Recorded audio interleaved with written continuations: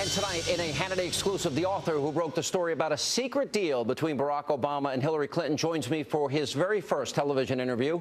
Ed Klein is going to be here to explain how the Clintons forced the president into agreeing to endorse his former Secretary of State for 2016. And we have more on that developing story later this hour, plus reaction to the report that several top Obama aides are now privately calling for the Attorney General Eric Holder to step down. But first, we begin tonight. There were fireworks on Capitol Hill today as lawmakers convened a fourth hearing into the IRS enemies list scandal. Now, this was the first time the agency's new acting commissioner testified about this scandal. Now, Daniel Werfel was joined by Treasury Department's Inspector General J. Russell George. And as always on this program, we watch these proceedings very closely, and we've put together all of the highlights. Let's take a look from earlier today. The alleged targeting of conservative organizations applying for tax-exempt status is a shameful violation of the intent of the Constitution. I'm deeply offended. We will not tolerate another political enemies list. We've been there before. You plan on clearing house, terminating anyone, or holding anyone accountable? I certainly plan on holding people accountable. I don't know that what is your definition of accountable? So that's a good question. Has anyone to date been held accountable? Well, let me answer your question this way.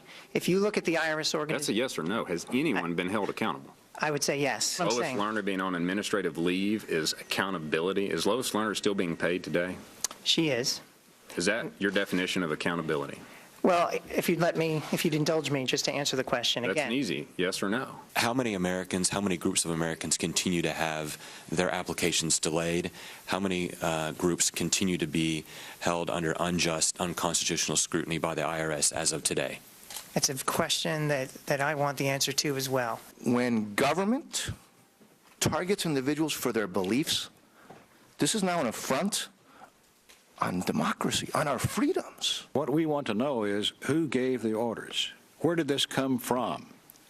We will not rest, Mr. Werfel, until somebody gets us those answers. Now, clearly, there are still way more questions than there are answers when it comes to this scandal. Now, today's testimony came just 24 hours after the chairman of the House Oversight Committee dropped a bombshell on the Sunday shows. Now, according to California Congressman Darrell Issa, at least one IRS employee who was interviewed by investigators stated very clearly that the orders to target conservatives came directly from Washington, D.C. Watch this.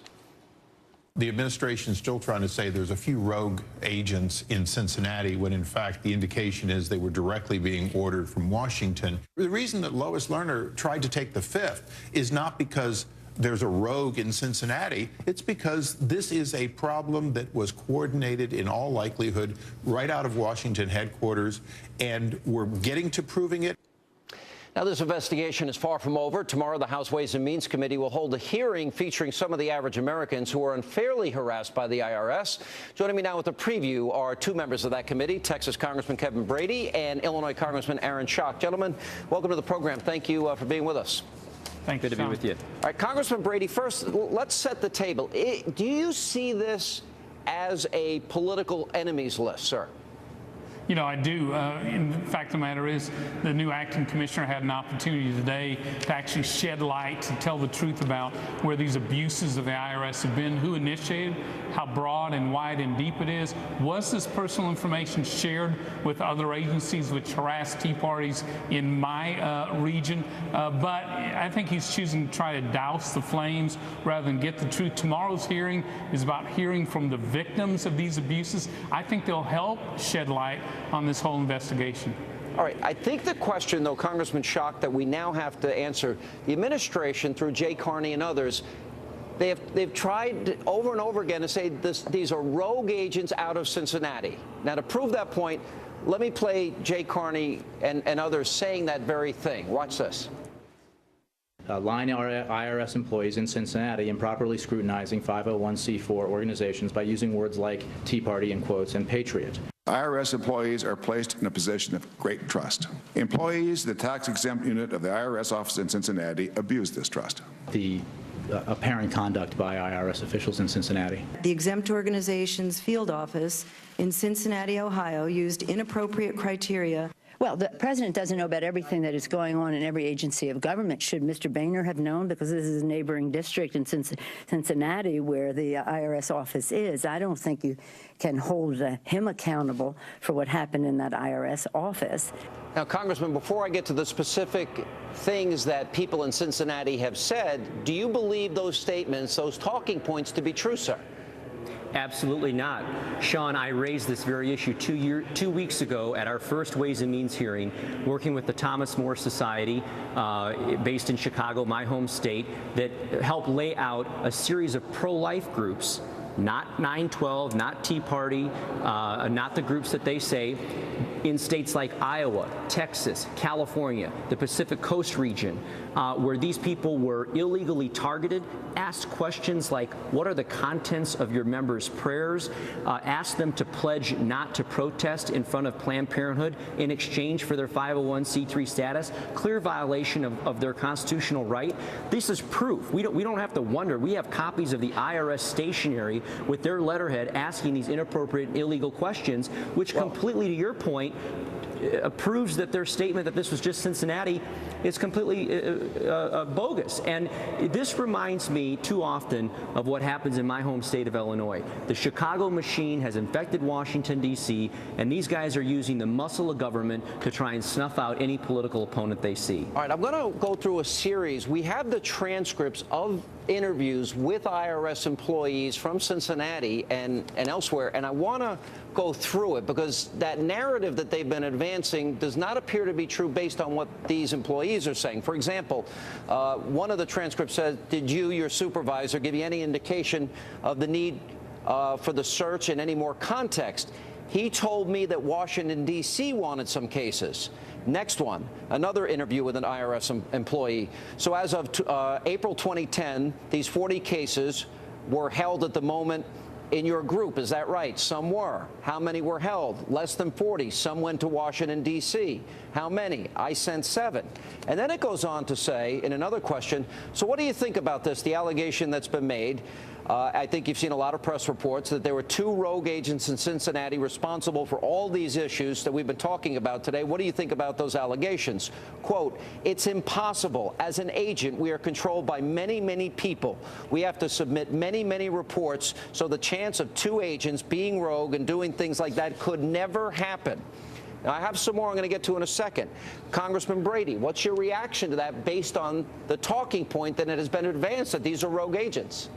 At the very first step of this investigation, which is going to be very thorough, very complete, the very first step, IRS workers themselves just rejected the whole White House line of spin on this issue. Of course, they didn't embark on a very controversial, probably illegal targeting and leaking of private and personal taxpayer information without direction from up above.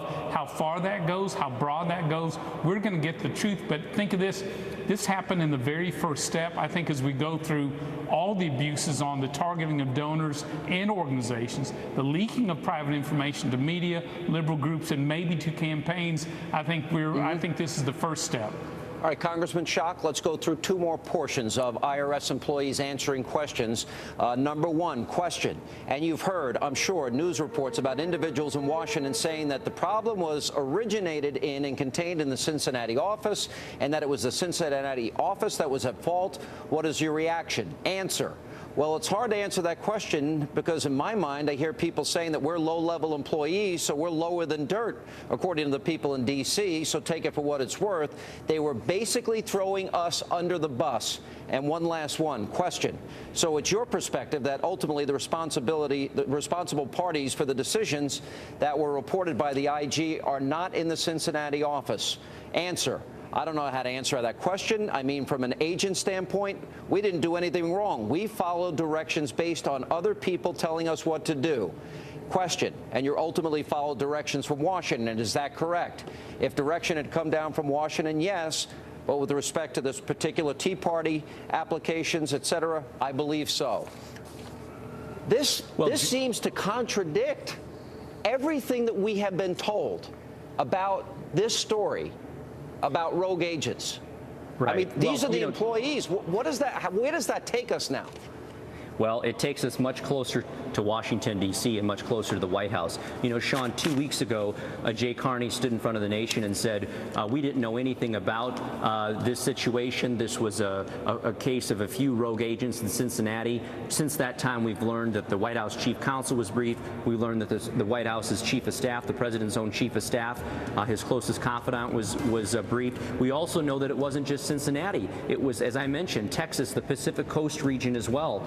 This is the beginning of many hearings we need to have, because clearly, unfortunately, the Obama administration is not attempting to get to the root problem, and that leaves many Americans saying perhaps they are the problem. Perhaps they were the ones that made the play calls to launch into this illegal behavior. Gentlemen, thanks for being with us. We're going to continue to work hard, get to the truth, especially when clearly there are obvious contradictions here. But thank you both.